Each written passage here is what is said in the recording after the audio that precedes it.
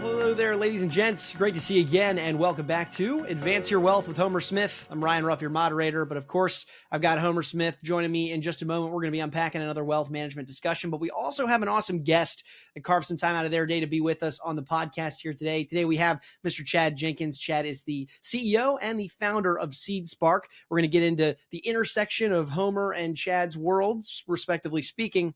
But a little bit about Chad and SeedSpark.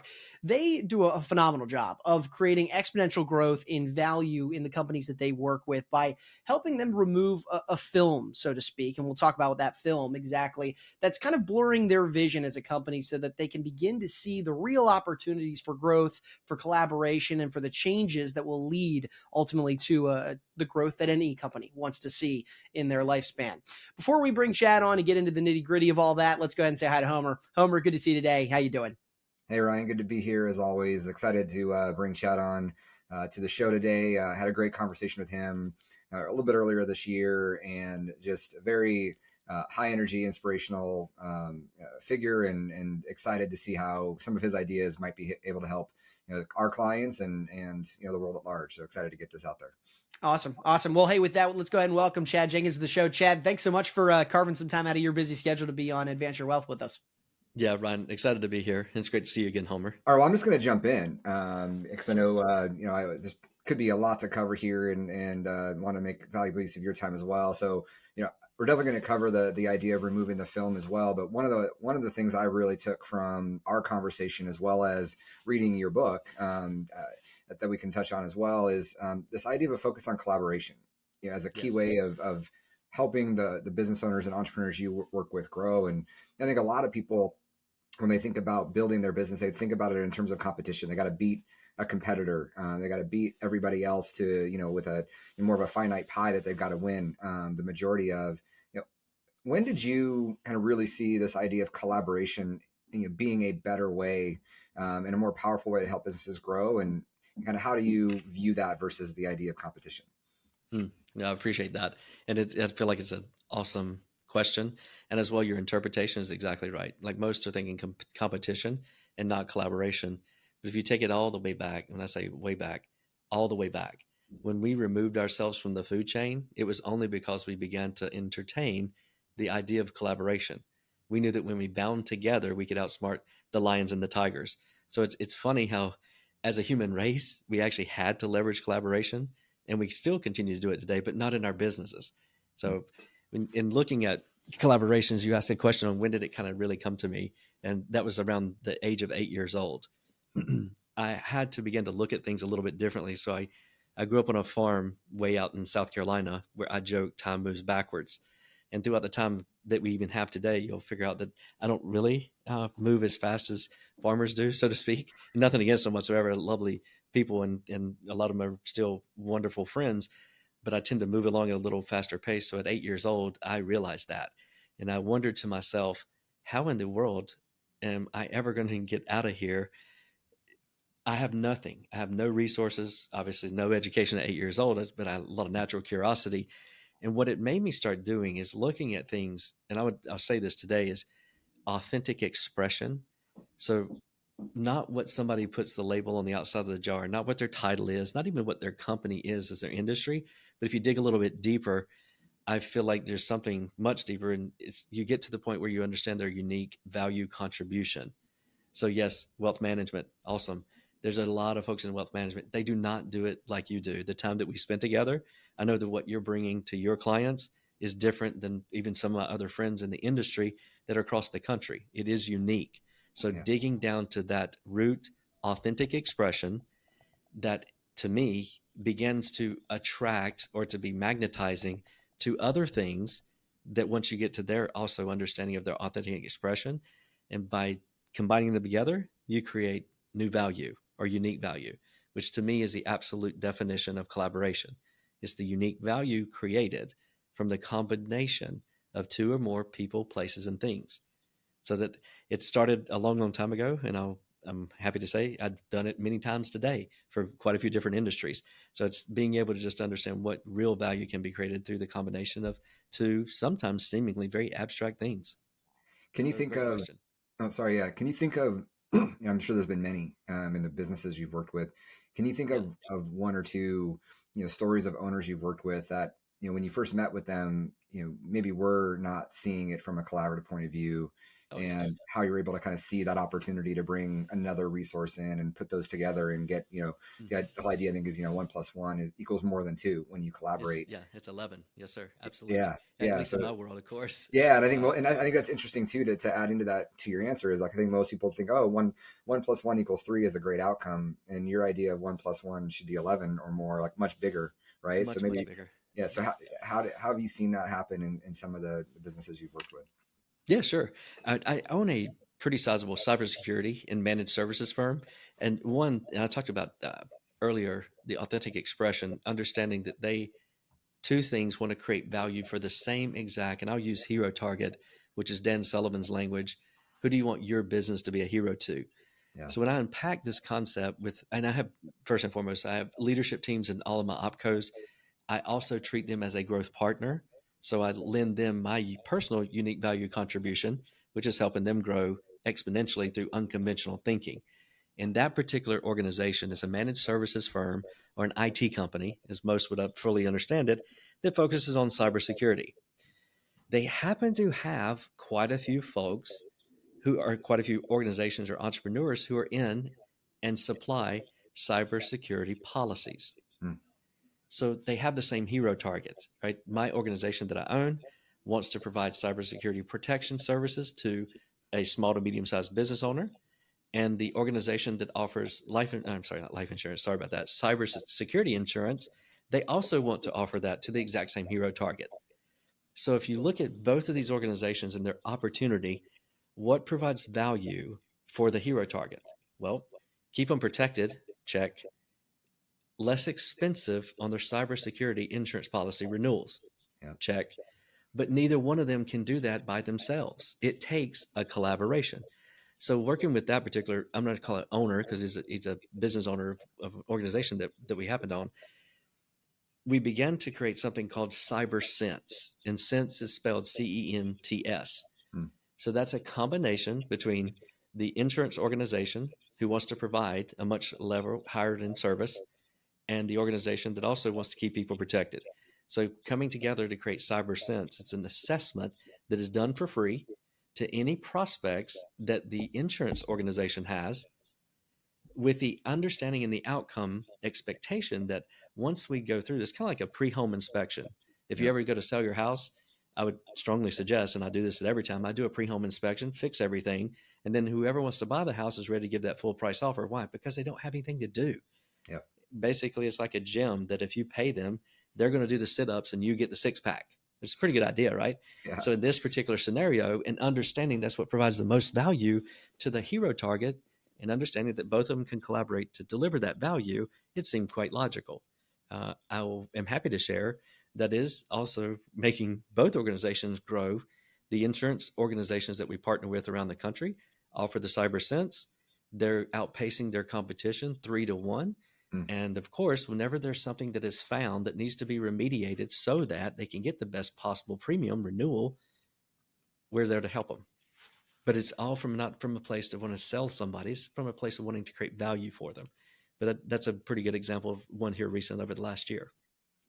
And in your experience, I mean, it's probably why you are so valuable. And maybe you can maybe speak to this. Is this a concept that you find that most entrepreneurs or business owners can do on their own, or do you feel like, and probably a lot of the things you do is probably the same answer, but having an outside person that's not in the weeds every day in that silo to be able to kind of, that seems like a pretty obvious combination that would work if you hearing you tell that story. Yes, Um, sir. what do you see, or why do you see it being such a challenge for so many entrepreneurs and business owners to see those things? Hindsight, 2020 looks like, yeah, that made a ton of sense. What is it that keeps owners from seeing these opportunities to collaborate? I think you touched on it. We're so much inside of our own jar, and we're so in tune of focusing on our business, and rightfully so, we have to be to a certain degree, that we get enamored with providing a better business, not specifically a better value to those that we're here to serve. So, and you touched on it a little bit at the intro, removing the film. I see everyone's business a lot more vibrant and 10x bigger than they are.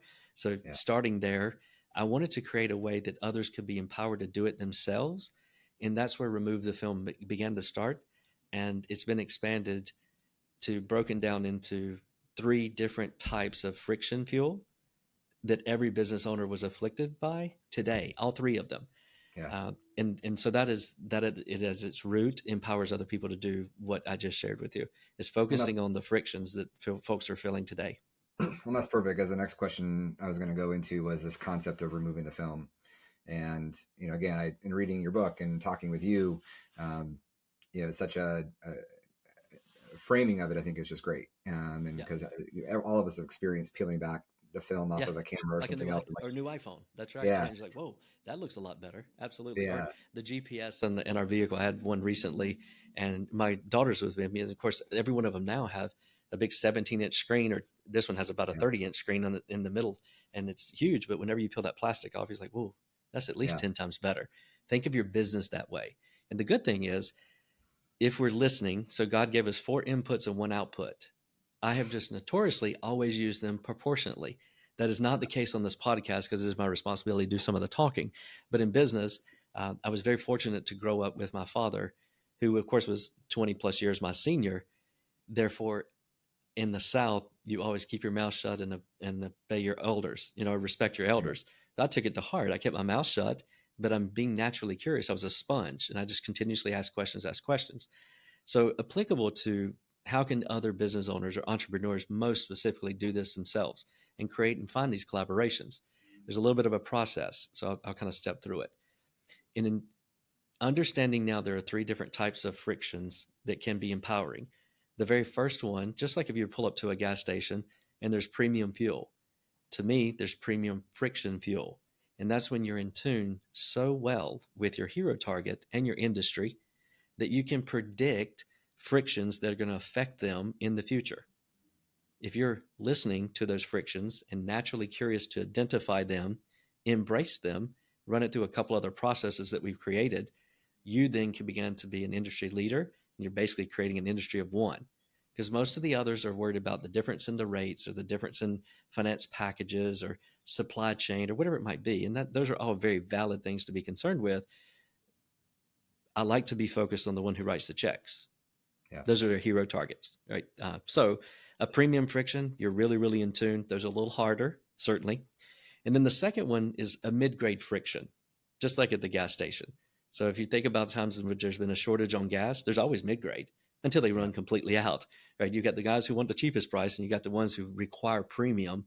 And the one in the middle, which if you apply it to frictions, these are the ones that come to you bountifully. They give them away for free. Pretty much, I would assume, everyone who's on the call today received a text message this morning, or is the first email that you found or walked into, or you might have had one of those old things, I think it's calling a telephone call. And whenever you picked up the phone, you cringed.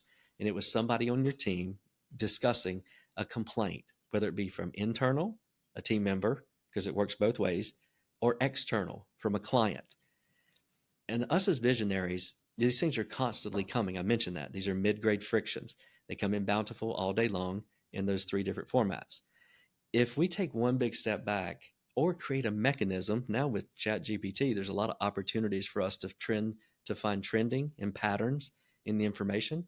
But if you just create a way to capture those frictions, and it could be something as simple as creating a shared mailbox. I assume most of us have Google or 365, frictions at mycompanyname.com.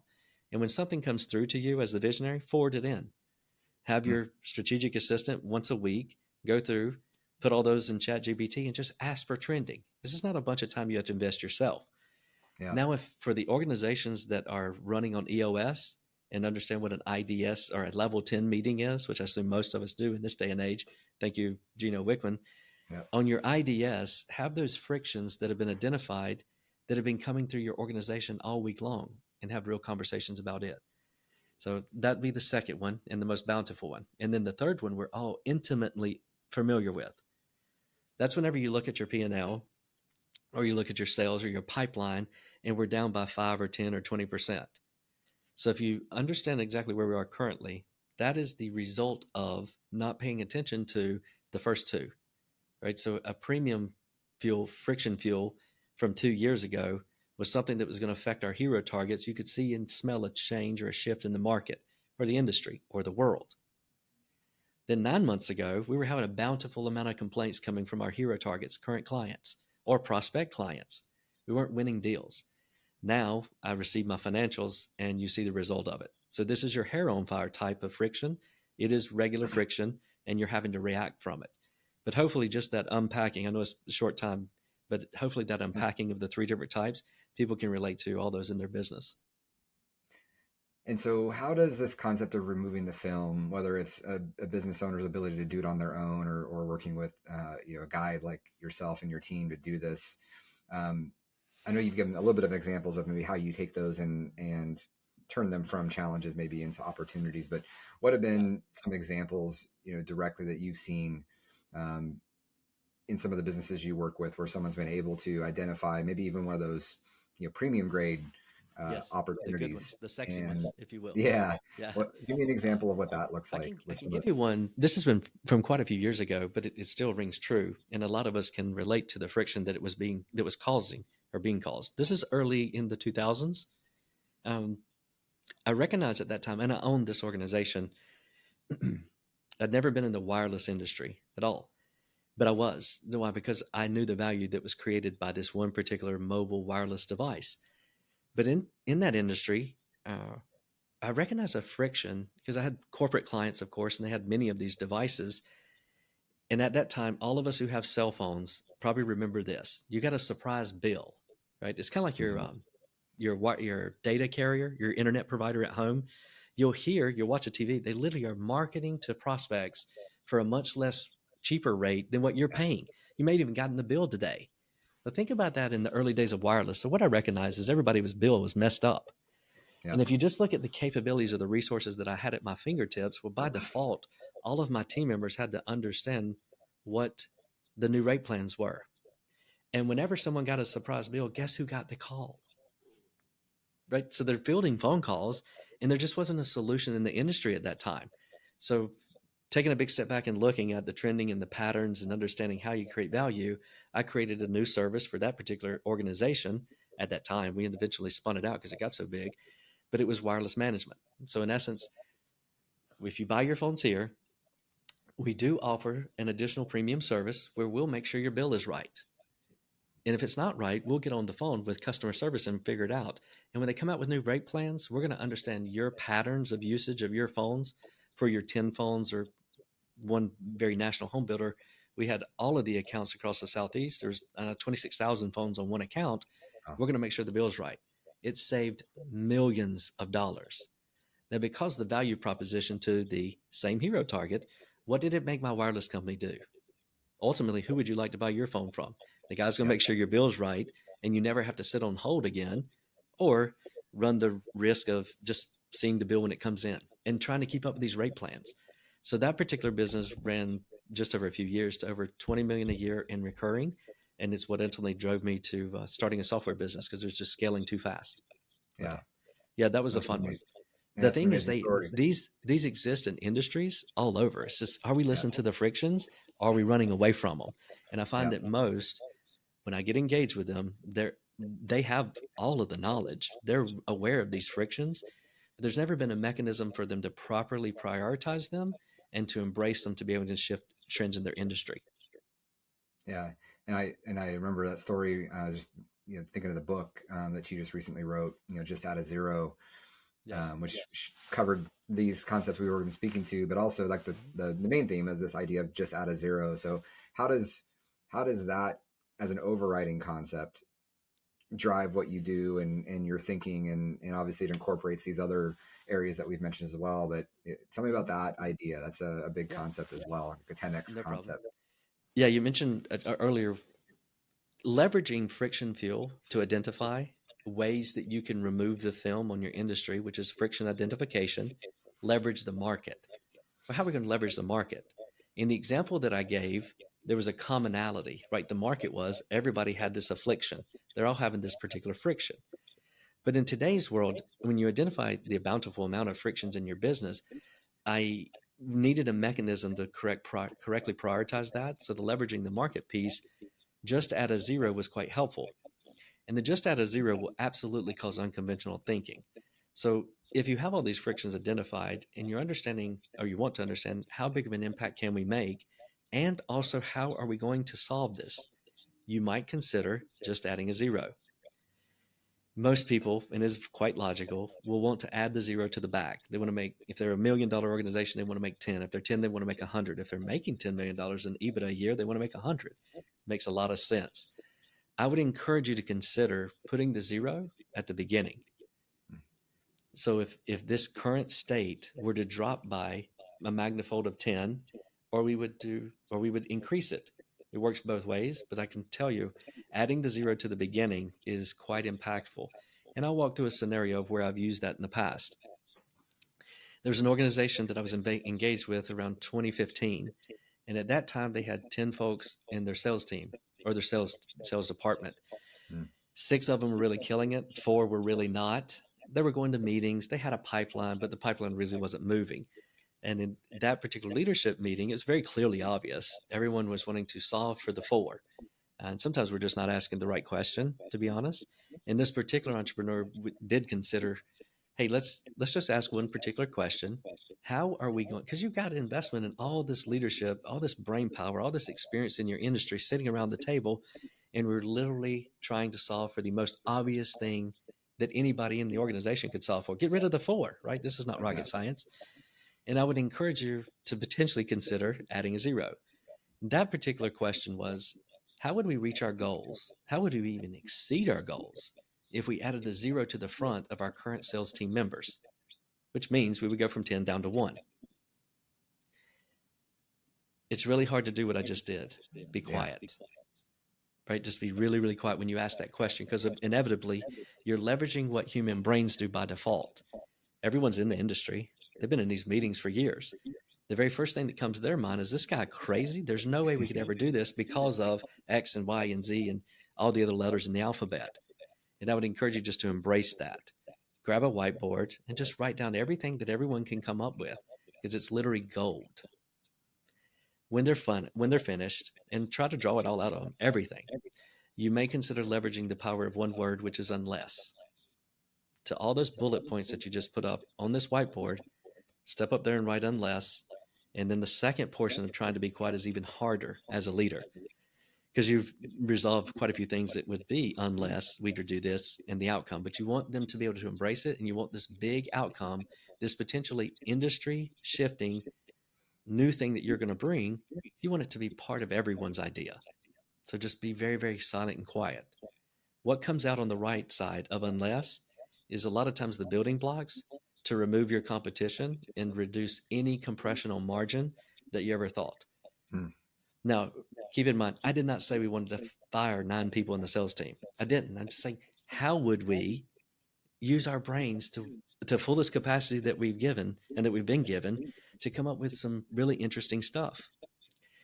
So what came out on the right side of that whiteboard was a lot. It was awesome as well. I'm happy to report that particular organization implemented 6 out of the 12 things that came out during just that one question. They prioritized that friction. They ended up taking the 4 people who were trained. They've already made a heck of an investment. These guys are onboarded. And what they found out was the 6 people could actually sell a lot more, but they were drowning. And you could take the 4 and just repurpose them, which of course got them free training, because now they're engaged with somebody who's a high performer. They doubled their sales goal for that year in 7 months. It's amazing. That's a great story on that. So I know a lot of the work you do is around growing, like significant exponential growth. Yes. In order to be able to do that, you got to be in business and survive, and be able to see some of the dangers and threats coming. Because you're so involved in so many businesses, and I think the work you do is outstanding. As you're helping and having these types of meetings, I think just on the other side of it, are there any particular major dangers or threats that you see out there that most business owners are currently facing?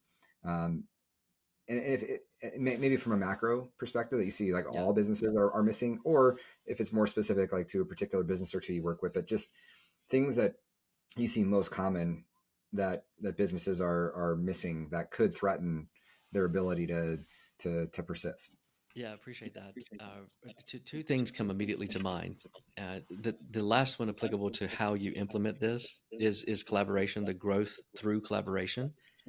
So a lot of times what I'm absolutely witnessing, and it's not recent, and we talked about a little bit earlier in the call, is just not even considering that as a potential growth strategy when we come up with something that's going to be industry impactful or separate us from our competition.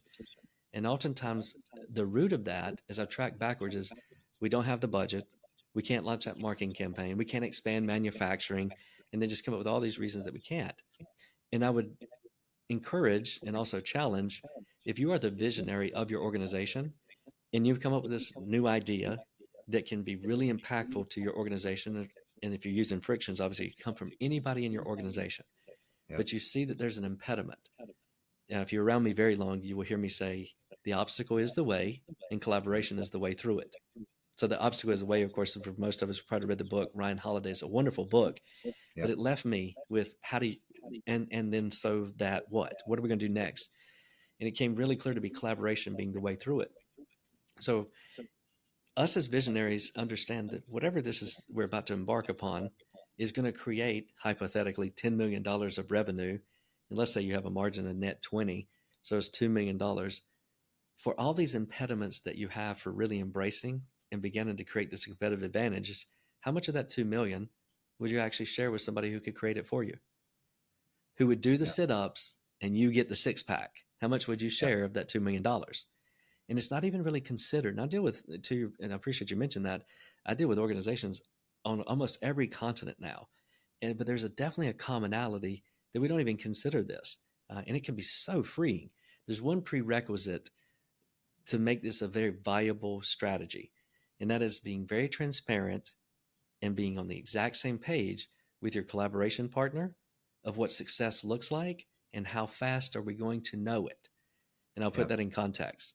Let's say that I've come up with this excellent idea. We've got to get this big marketing campaign, and we don't have the budget for this.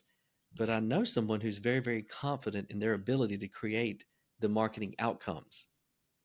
Well, we'll take that hypothetical strategy or outcome, which is $10 million of revenue, $2 million of profit. And if I were to engage this marketing firm, let's say that they wanted $250,000 to create this outcome. And I'd say, that's awesome. I'll tell you what, I am really confident what I do. And you seem to be very confident what you do. If you're that confident, and you've already shown me, it says right here on your proposal that in 60 days, I'm going to start getting this outcome. And if you're good with it, I tell you what, every time I get that outcome, I've already done the math and I would pay you the 250. But if you do the math my way, I'm actually going to pay you 375. And in 3 weeks or 6 weeks or whatever they said they can start creating this outcome from, here's how we're going to measure success. The second somebody signs up, I'm going to give you 200 or 2,000 or whatever your matrix happens to be, so that if they're able to produce the outcome that they projected, they make a whole lot more money. Two things happen whenever you consider this strategy. First, you never have to fire anybody. Yeah. Right? They're either producing the outcome or they're not. And if they said 3 weeks or 3 months, you let it get to 4 weeks or 4 months. They're making the call saying, look, no mas, I can't do this anymore. You're right. You can't do it anymore. But we've learned a lot along the way. And what we may have learned is that particular collaboration partner is really, really good at one thing. He's just not good at exactly what produces the outcome. But you still haven't spent a whole bunch of money. Yeah. And if it does work, guess what you now have? A collaboration partner for life. Yeah. Right? It's very similar to running from the lions and tigers way back when. If somebody saved you and you didn't get eaten by the tiger, that was a lifelong bond. You can create those in your business considering collaboration as a growth strategy. I love that for a couple of reasons. One, and I found in my businesses, I'm big on collaboration, and it's amazing how many business owners, other advisors, professionals would much rather have 100% of potentially nothing than, some share of a much, much bigger number. Yes. And then on that note you just defined, having everybody have skin in the game, I think is such a critical part of that, right? So this, marketing firm, consultants, whatever you might say, that have these, targets or dollars that they're going to charge you to get an outcome, do they really have skin in the game? Are they going to get that dollar whether they get the outcome or not? And if they're not willing to put some skin in the game themselves on the upside, are they really, if you want real growth, exponential growth, are they really the right partner for you? Think of the last person that you really needed in your business, and then consider that person. Finding that person is the absolute best on the planet. That if you could just do business with them, they would create the outcome. So if they typically have a rate card, and we all do, of what you would sell those services for, but you would consider doubling their rate card or 1.6 times. If they're really good and they produce those results, what's the probability of them walking away from a lot more margin? Now, if you're dealing with Joey down the street, that's a friend of the family's, or somebody that you just happened to meet at the barbecue, was a holiday yesterday in the US, that person probably didn't have the interest like we just talked about. But the person that can actually create the outcome, that is very confident in what they're doing, would absolutely like to get a little bit more for what they're putting forward today versus just the regular cost of whatever they're charging. Absolutely. Yeah. Now, and as well, just not to get too far down the semantics, but I'll put something in frame for you. If you engage with somebody today and you're selling a product or service, unless you charge for it 100% on the front, what's the probability you getting that invoice out very, very timely? Okay, it's going to go out and you're going to perform the service. You're going to bill them at the end of the month. Maybe you build a little bit on the front. Well, what's your terms? Is it net 15 or is it net 30? Now take that cycle that's only applicable to you of when you would actually get paid for the product or service that you're deploying. And you remember I said a prereq for these growth collaborations, which I've fully defined now, is being transparent with what success looks like and how early in the game we're going to be able to interpret it. And exactly when it starts happening, I'm going to start paying you. Get all that out on the front. What you'll typically find, and I found this, obviously it's not the first one I've ever done. What you'll typically find is by the time you would have conventionally billed them and gotten paid for it, you're already getting paid. Yeah. So it's not that appreciably different. It's just why we become accustomed to working in these conventions that they said is the right way to do business. I didn't grow up that way. I had to figure it out on my own to figure out how I could create value with what I had at the time where I was, and I had to do what I could. And so this is what I've come up with. It's been empowering organizations for a long, long time now. I love it. As we kind of wrap, you mentioned like hero target and how important that is to know who that is. So for you, what's a hero target look like for you? And for those, entrepreneurs or business owners that are, watching today that, love the concepts that we're discussing and would say, hey, I'd love to have a chat with Chad, and maybe there's collaborations that I can learn about. Yeah. Who's your hero target, and how can, those that are watching maybe find more out about what you do? Yeah, I appreciate that. Thank you. My hero target is a $1 to $10 million entrepreneur who's frustrated with the returns they're getting out of what they're putting effort in. So they might have been in the industry for a long time. They're afflicted by margin compression or supply chain or whatever, fill in the blank. So those guys who are a little bit frustrated with the returns, and they'd really just like to add a zero. Yeah, that's great. And what would be the best way? Is SeedSpark? Is that the best way to get started? Yeah, I appreciate that. SeedSpark.com and SeedSpark.com is obviously very easy. Contact us from there. Quite active on LinkedIn. That's another particular place. And any of those two outlets are really easy. Great. I definitely highly encourage anyone that watches today also pick up the book. We'll put a link for it when this gets posted. Easy read.